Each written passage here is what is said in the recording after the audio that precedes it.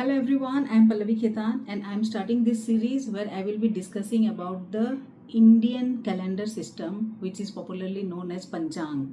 So before we can move on to Panchang, first we need to know about the various types of calendar system that is available today. Because it is so common and so basic, we are using the calendar every day. We know the Indian month's name also, but then we have no idea about the base of these calendars.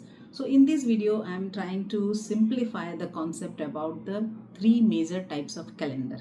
Hope you will enjoy it, and gradually I will be releasing more video where we will be diving deep into the Hindu calendar system, which is the Panchang. So now the question is, why we need a calendar? Because modern life needs coordination. If you want to meet someone, travel somewhere, everyone needs to follow the same timeline. Earlier, different civilizations had different calendars and time systems that worked locally but became confusing when people from different places started interacting with each other. So eventually, the world adopted one common system for practical use, that is the modern day calendar, which is the Gregorian calendar. But many cultures still follow the traditional calendar for festivals and religious purpose. So now let's understand the three main calendar systems: solar calendar, lunar calendar, and lunisolar calendar.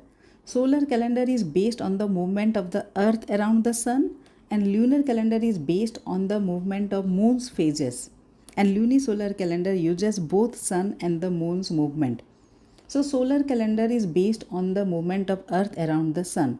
The earth takes around 365 days to complete one revolution around the sun, that forms one solar year.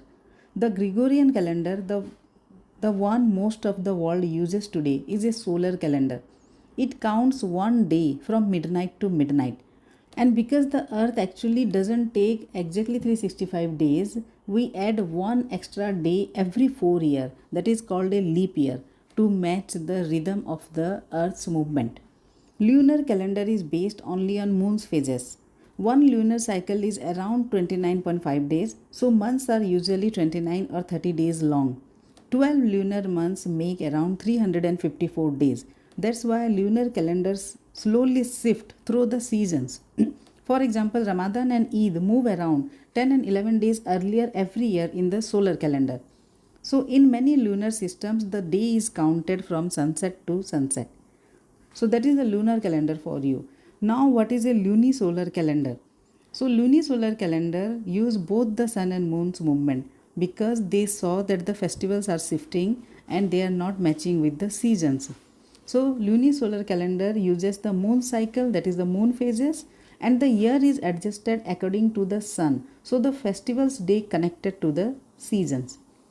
Because 12 lunar months are only 354 days, an extra month is added sometimes to balance the difference, which is also known as Adhik Mas.